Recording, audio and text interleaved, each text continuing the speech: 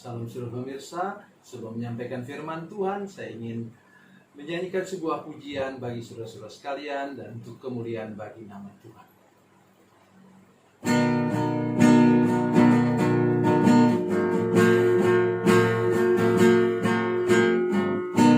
Setiap saat ku berlindung di bawah tangan kasih-Nya. Hari demi hari ku bernaung di dalam kuasa-Nya. Ku berharap padanya, berharap padanya, berharap padanya, padanya.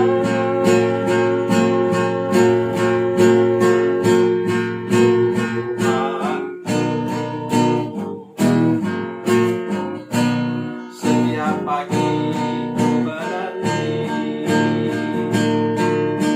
uluran tangan Bapa-Nya. Yesus Kristus Tuhan yang mulia memberikan berkat-Nya.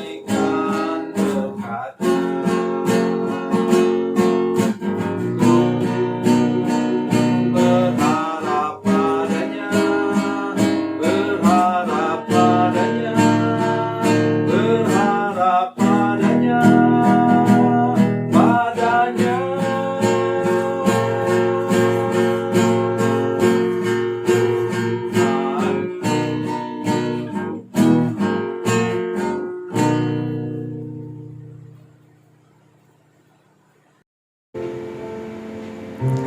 Salam saudara pemirsa, selamat berjumpa kembali dengan kami dalam program Berita Pengharapan. Saya Pendeta Samuel Jalil. Hari ini ingin mengunjungi saudara-saudara sekalian, terutama hamba-hamba Tuhan dan pelayan Tuhan. Saya ingin mengatakan kepada saudara sekalian bahwa pengalaman rohani begitu penting bagi kita kalau kita mau melayani Tuhan secara khusus. Sebelum lebih jauh mendengarkan firman Tuhan, mari kita berdoa. Bapa, dalam nama Yesus, terima kasih karena kami punya firman Tuhan yang mendorong kami untuk menemukan, mengalami sesuatu luar biasa daripada Tuhan. Berkati firman Tuhan hari ini dan tolong semua pemirsa untuk menangkap maksud firman Tuhan dengan baik dan tepat. Dalam nama Yesus, haleluya, amin. Saudara pemirsa, mari kita membaca firman Tuhan dari Perjanjian Lama, Keluaran pasal 3, Keluaran pasal 3 ayat 1 dan ayat 2. Keluaran pasal 3 ayat 1 dan 2. Demikian bunyi firman Tuhan. Adapun Musa, ia biasa menggembalakan kambing domba Yitro mertuanya, imam di Midian.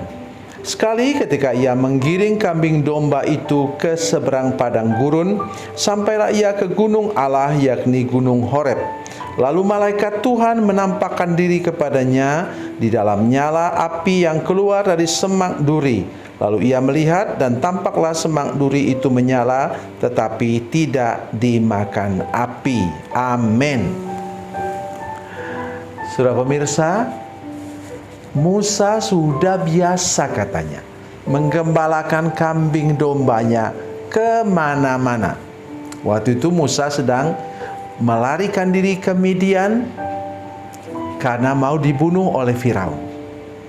Tetapi dia sampai ke tempat seorang imam di Midian yang bernama Yitro, dan kemudian di sana dia menikah dengan putrinya Yitro, dan kemudian dia membantu Yitro menggembalakan kambing domba. Yang nomor satu, sudah ingat bahwa Musa itu seorang jenderal yang biasa berperang kemana-mana. Dalam film, kalau sudah mau lihat juga, dalam film Ten Commandment itu disebutkan di sana bahwa dia sudah mengalahkan beberapa bangsa. Karena dia juga dianggap sebagai anak Firaun, karena dia anak angkat dari putri Firaun. Jadi dia seorang jenderal.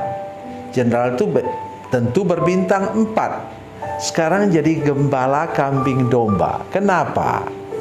Dia mau melaksanakan tugasnya untuk membebaskan umat Tuhan, tapi dia melanggar firman Tuhan. Dalam 10 hukum, walaupun waktu itu belum ada, tapi tertulis dalam hatinya. Itu katanya jangan membunuh, tapi dia mau menolong umat Tuhan dengan cara membunuh. Tidak bisa dong. Karena itu dia harus diatur, didisiplinkan oleh Tuhan selama 40 tahun.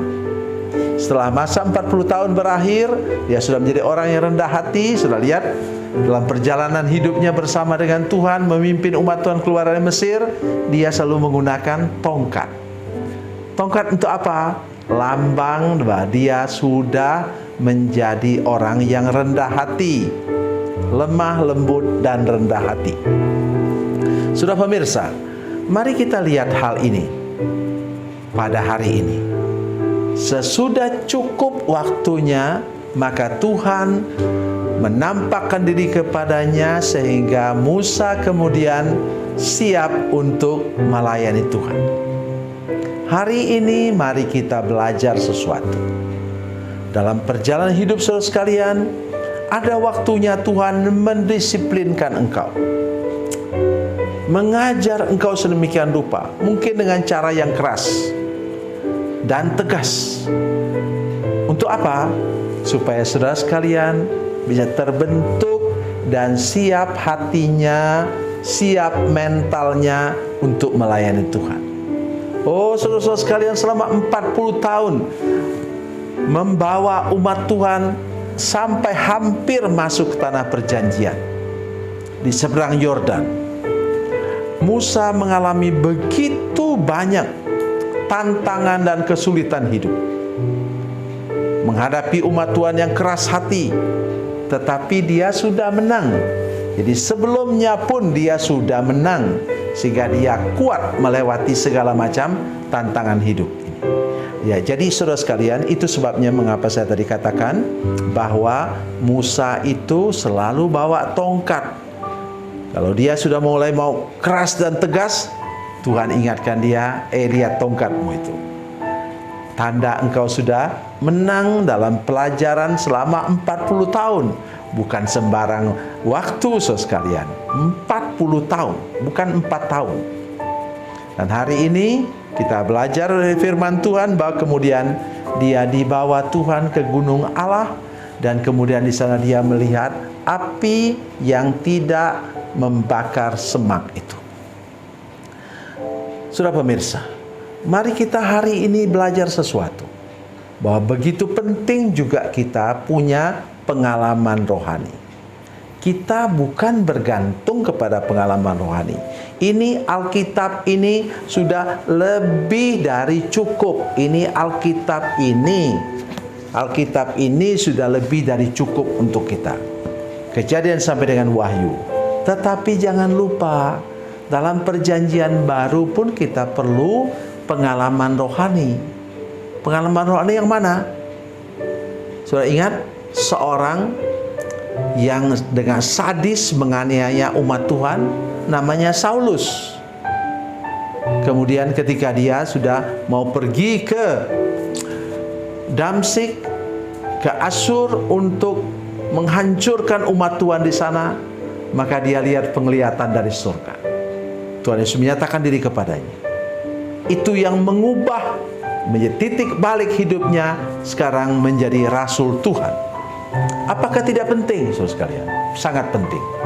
Oleh sebab itu pesan saya hari ini, kalau Tuhan engkau izinkan membentuk karakter hidupmu sampai berubah sempurna, dan kemudian engkau carilah, berharaplah, berdoalah untuk sebuah pengalaman rohani untuk menolong saudara-saudara sekalian untuk semakin maju, semakin berguna lagi bagi pekerjaan Tuhan.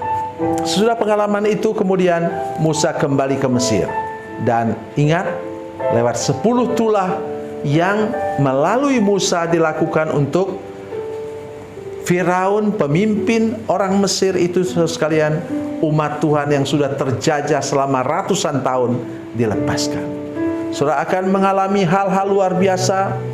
Saudara akan berguna bagi pekerjaan Tuhan.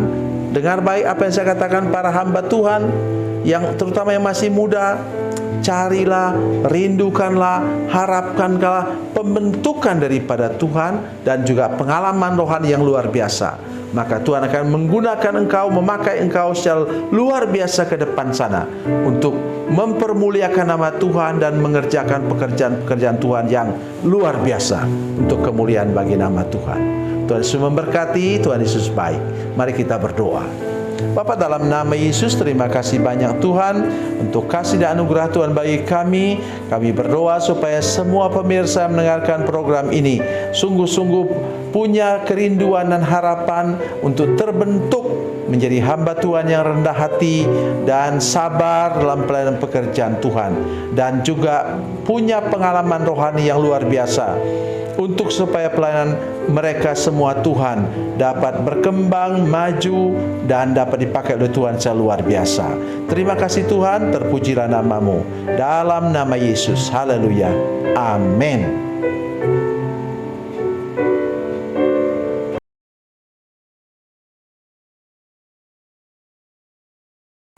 Bila Anda memerlukan dukungan doa kami, atau bila Anda punya masalah